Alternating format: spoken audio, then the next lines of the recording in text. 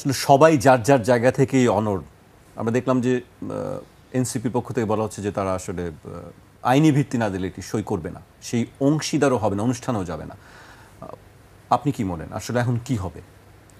জি, আমাদের জুলাই গণ অভ্যুত্থানে যারা লড়াই করেছে এর মধ্যে একটা অংশ ছিল যে শেখ হাসিনার পতন হয়ে তাদের লাভ কী, এবং এই অংশটা ছিল জামাতে ইসলাম। তারা জানে যে তারা যথেষ্ট ভয় পায়, লুকায়ে থাকে। তাহলে কি, লড়াই যার, মাঠ তার, নির্বাচন তার, ক্ষমতা তার, সেই জায়গা থেকে জামাত ইসলাম জানতো ওরা এই লড়াইটা পারে না। এমনকি জাতীয় পার্টির পার্টি অফিসের সামনে তারা জাতীয় পার্টিকে প্রতিহত করতে গিয়ে না পাইরা পরে পুলিশকে দিয়ে মারাইছে জাতীয় পার্টিকে। তো এটা হলো জামাত ইসলামের একটা কোয়ালিটি, তাদের একটা লেভেল, যে তারা এই লেভেলে লড়াই। ঠিক আছে, জামাত ইসলাম পুলিশ দিয়ে পিটিয়েছে আপনি বলছেন? জামাত ইসলাম পুলিশ দিয়ে পিটিয়েছে, আমাদের কাছে ইনফরমেশন আছে। ঠিক আছে, তো এটা জামাত ইসলাম নিজে রং লাগাইতে চায়নি, এই জন্য যে এখন দেখবেন গত 6 মাসে ওরা আওয়ামী লীগের বিরুদ্ধে কোনো বড় বক্তব্য দেয়নি। কেন দেয় না? কারণ তারা আওয়ামী লীগ থেকে কিছু একটা চায়। সেটা কি চায়? সেই জন্যই এমনিতে বলতেছে, অনেক কিছু বলছে, তো ভিতরে ভিতরে চেষ্টা করছে তাদেরকে বাইরে রাখার জন্য। তাদেরকে বাইরে রাখবে কিন্তু তাদের ভালোবাসবে, এইরকম একটা সিদ্ধান্ত তারা নিয়েছে। জুলাই সনদ, যারা জুলাইয়ে মন দিয়ে লড়াই করেনি তারা জুলাই সনদ স্বাক্ষর করতে চাইবে না। যাদের এনসিপি কি মন দিয়ে লড়াই করেনি আপনি তাই বলতে চাচ্ছেন? আরে বাবা, এই যে এনসিপির যারা, তাকে জাতিসংঘের প্রোগ্রামে নিয়ে গেল ডক্টর ইউনূস, যারা আমাদের গণ অভ্যুত্থানের কেউ নাকি কোনো জায়গায় সে আন্দোলন করছে, কই থেকে আসলো? সেলিব্রিটি নিয়ে এসে জুলাইয়ের মালিক বানাই দিয়েছে তাকে। ডক্টর ইউনূস নিজেও তো এই জুলাইয়ের কেউ না, সে আমাদের জুলাইয়ের জন্য কোনো স্টেটমেন্ট দিয়েছে? আসে হয়ে গেছে। এখন যে যেই রকম সে বাছাই করতেছে ওই কোয়ালিটি। ঠিক আছে, আমাদের এটাই আফসোস ছিল যে আমাদের এই জুলাইটা আমরা যারা লড়াই করছি আমাদের মতো করে এটাকে সাজায় রাখতে পারলাম না। একটা অংশ লুটপাট, একটা অংশ মামলা বাণিজ্য, একটা অংশ মানে মানুষের কষ্ট দিয়ে টাকা আয় করা, এই সব কিছু মিলিয়ে জুলাই আমার গর্ব সৃষ্টি করে না কেন? কারণ আমি এটা বইলা যখন বলতেছি তখন আমার মতো আরও অনেকে এটাকে মিসইউজ করে অর্থ সম্পদের মালিক হয়েছে, মানুষের কষ্ট দিচ্ছে, তাই এটার পরিচয় দিতে আমার কষ্ট লাগে। এরপরেও আমি জুলাই সনদে স্বাক্ষর করব, কারণ এটা আমার লড়াই। যে স্বাক্ষর করবে না তার লড়াই ছিল না এটা। এবং সে নানাভাবে আমাদের এই লড়াইটা তো আমাদের এই যে গণ অভ্যুত্থান লড়াই, এগুলো কি কোনো গণভোটের জন্য হয়েছে? কোনো গণভোটের জন্য হয়েছে? প্রধানমন্ত্রীর মেয়াদ 3 বছর থাকবে না 2 বছর থাকবে, সেজন্য আমরা এই লড়াই করছি?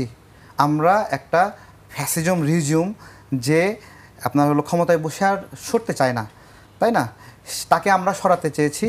আমাদের এই লড়াই, আমরা ভোট দিতে পারি না, আমাদের বুদ্ধির বয়সে আমরা ভোট দেখি নাই, তাই আমরা মাঠে নেমেছি। একবারে অনেস্টলি অনেকগুলো বিষয়ের মধ্যে কোনটা প্রাইম বিষয়? তাহলে এই ভোটের বিষয়টা। তো জুলাই সনদ যারা এত কিছু কিভাবে জুলাই সনদ যারা স্বাক্ষর করতে চায় না, জুলাই সনদে আপনার হলো নোট অফ ডিসেন্ট দিছি আমরা। স্বাক্ষর যদি না করতাম আমরা করবো না, যে আমি তো এটাতে সমর্থন দিই না, আমি নোট অফ ডিসেন্ট দিছি, আমি স্বাক্ষর করব না, আমার নোট অফ ডিসেন্ট আগে মানতে হবে। তা আমরা তো আমার নোট অফ ডিসেন্ট সহ আমি অনেকগুলো বিষয়ে আমার মতামত নাই। আমরা কি বলছি যে আমি এই বিষয়ে আমার মতামত নাই, কিন্তু যাক আমরা এটাকে ছাড় দিলাম, আমি কিন্তু এটার পক্ষে না, কিন্তু আমি চাই এটা থাকুক এর ভিতরে। এইরকম সিরিয়াস বিষয়গুলোতে ছাড় দিয়েছি আমরা।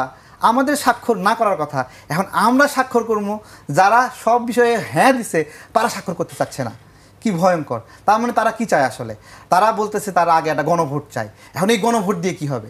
আপনারা মনে করতেছেন গণভোট হলো হ্যাঁ এবং না, জুলাই সনদ হ্যাঁ এবং না, কিন্তু ওরা বলতেছে এই গণভোটের মাধ্যমে ওরা বিএনপিকে হারাতে চায়। কিন্তু বিএনপি তো গণভোটের পক্ষে।